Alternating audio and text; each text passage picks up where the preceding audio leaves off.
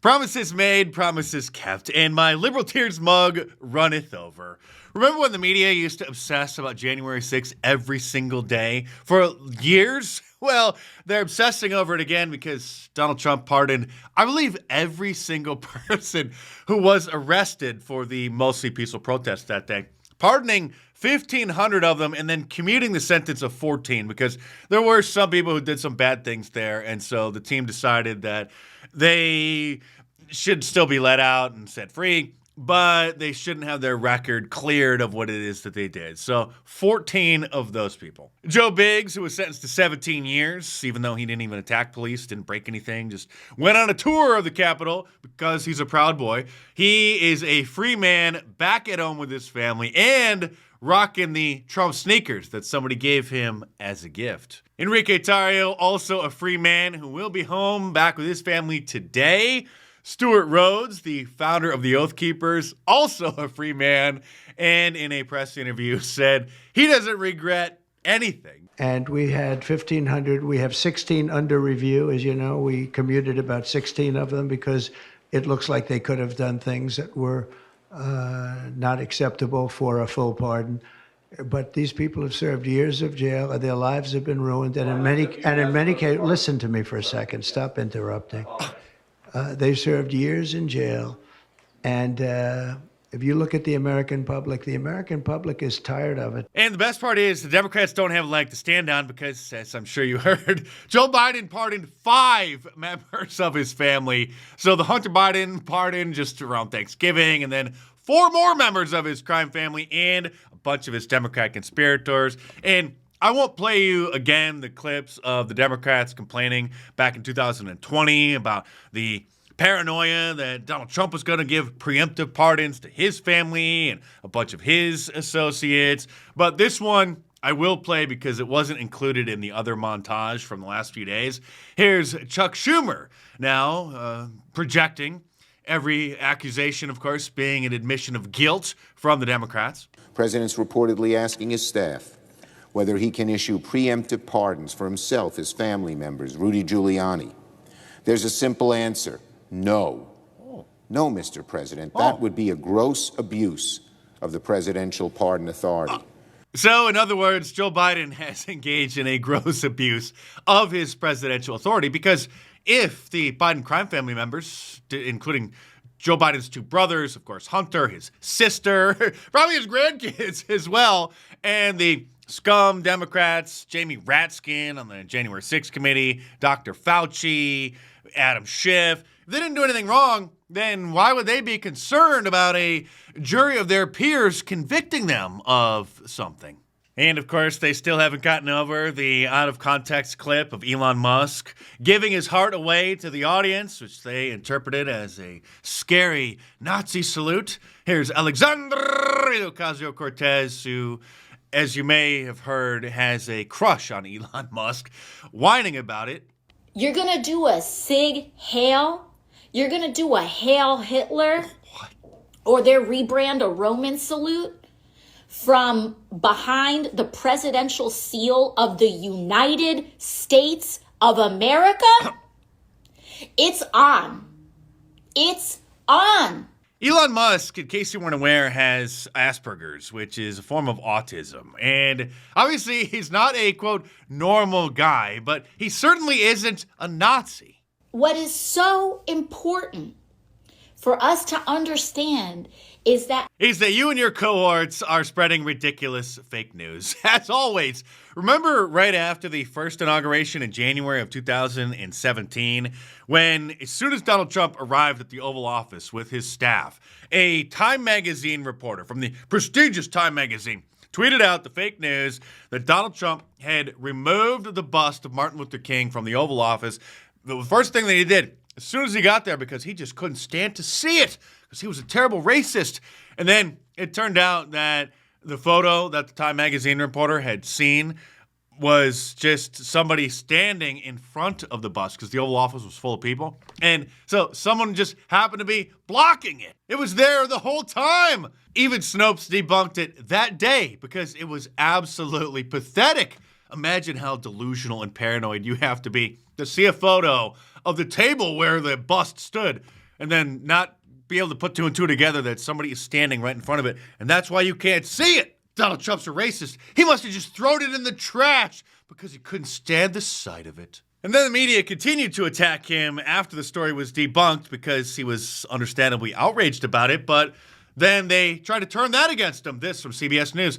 Trump is still salty over the fake news report about the MLK bust removal. Yeah, gee, imagine being upset about being smeared as a racist and doing something so ridiculous. Something our great new president did do, however, is remove all of the imaginary and fake and ridiculous supposed genders from all federal documents, including visas and passports. And he's going to probably have to sue nearly half a dozen different states in order to get them to stop issuing gender non-binary driver's licenses. In case you've been living under a rock, literally for years now, 24 different states allow people who think that they're non-binary or one of the other 58 different imaginary genders to list X on their driver's license instead of male or female as their sex. Here is Democrat operative and TikTok star Harry Sissy, the future Brian Stelter, the Gen Z Brian Stelter, completely humiliating himself on Piers Morgan's show, which, by the way, is called Uncensored. And if you didn't know, he complained for an entire week after Elon Musk restored Alex Jones' account on Twitter. The irony is just too thick. You couldn't even make that up. Literally, a show called Uncensored, and the guy complains about somebody getting uncensored. But that's a whole other story. Do you think there should be more than two genders in America? Yeah, I don't know what that executive order means. I don't know what the president declared. It means there are two genders, male and female. Do you disagree with that? How many genders are there, Harry? Yeah, come on, little guy. How many genders are there? Again, these guys don't know what they're talking about, so they won't be able to answer. How many genders are there? How many genders are there, Harry? How many genders are there? What's the legal? I'm gonna use Joe Biden's answers. At least two. At least two. That satisfies. Well, how many more other than male, female? That's a TikTok answer. No, there's at least two. Yeah. There's at least two. Well, no, hang on. There's male and female. Kid is like human brain Donald rot. Trump says there's male and female. There are two. Okay, Dave. How many Russian Rubin, more are come on there now. after male and female, Harry? There's at least two. Now, anyway, let me get back to what what do I you was mean saying. at How least many two? more are there? What are the other ones? There's at least two. What are There's the at other least ones? two. Harry, let's with try it this way. executive order, You're a what's the legal female. What is the It's other gender? It's so funny.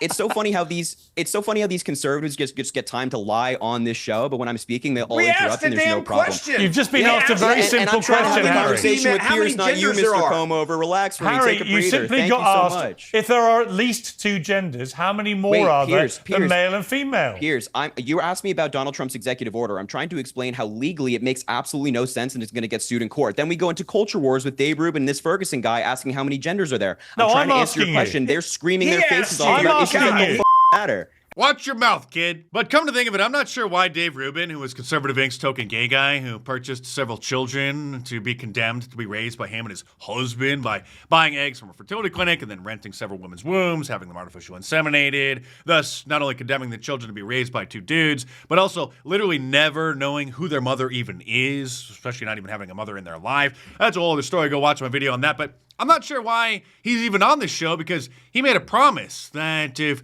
Joe Biden were to actually complete his term, that he would retire and completely disappear from public life. Here we go. I'm going to make a bold statement.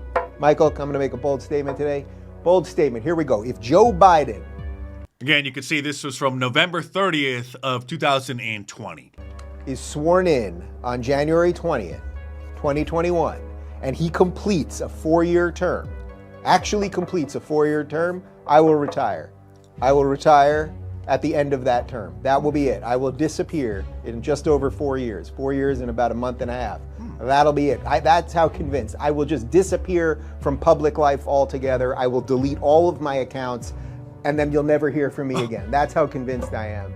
Wow, those are some pretty bold statements, but like all Conservative Inc. hosts and political pundits, he is obviously a liar. Although he could afford to retire because he sold his Encino mansion in California for $5.8 million and then moved to Florida a few years ago. Something else that the Trump administration is going to have to do, if not then us normal people as a society will have to do it, is eradicate teachers from public schools like this. Guys, I messed up. I messed up So I had a kid on Monday. They said their pronouns were she, her. Then on Wednesday, yesterday, they came to me and they said, you know what? My pronouns are they, them. I want you in the class to use they, them. Okay, cool, great. Great. Actually, you should be like, listen, I'm going to call your parents and you need to go and see a psychiatrist. They come to class today. There's names on desks in groups for assigned seats. They can't find theirs because I guess my first class knocked it off. So I go to the class. Hey, is she in anyone's group? Does anyone see her name? It took me 5 minutes to realize what I did. What did you do? So, someone asked a question yesterday. What do you do when you mess up? Well, we all mess up. So what I did when they were sitting by themselves, I approached them and said, I screwed up, didn't I? And they said, yep. And I said, I am so sorry. That is completely 100% my fault. I apologize. I will not get it wrong moving forward. Please know I heard you when you told me your pronouns. And oh, God, okay.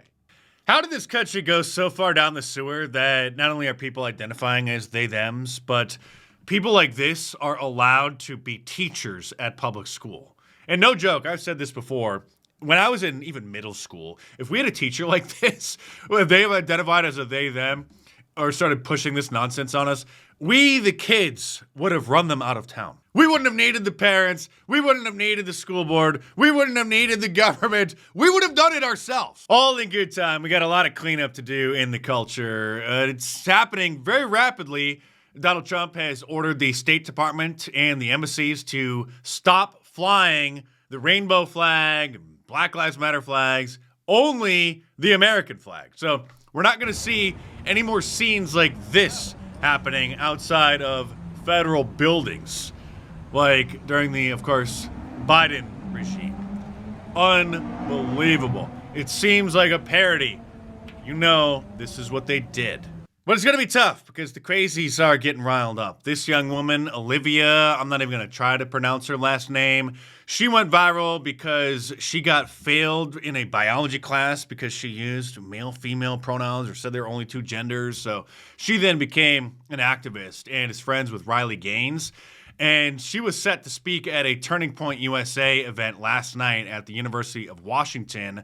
But the protesters are committing felonies, false imprisonment, barricading her in the room, pulling fire alarms, and banging on the doors.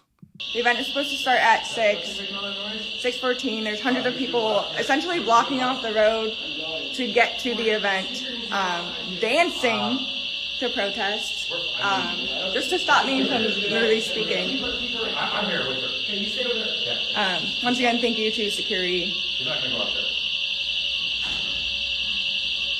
I don't even know what to do at this point, but what you do is keep doing exactly what you're doing. These bold and beautiful young women are setting a fantastic example for the younger women, not only just for Generation Z girls, but for the Generation A girls. That's the Generation Alpha, below Generation Z, who need to be shown that the liberal media industrial complex is a brainwashing information warfare tool that is determined to destroy them. I'm Mark Dice. Thanks for watching. Subscribe to my channel if you're new here. And if you want to support my work and get a great shirt or your Libertarians mug, head on over to my online store, markdice.com, or click the link in the description below. And this week, you can save 20% off anything by using the promo code ULTRAMAGA at the checkout. So head on over to markdice.com or click the link in the description below and check them out.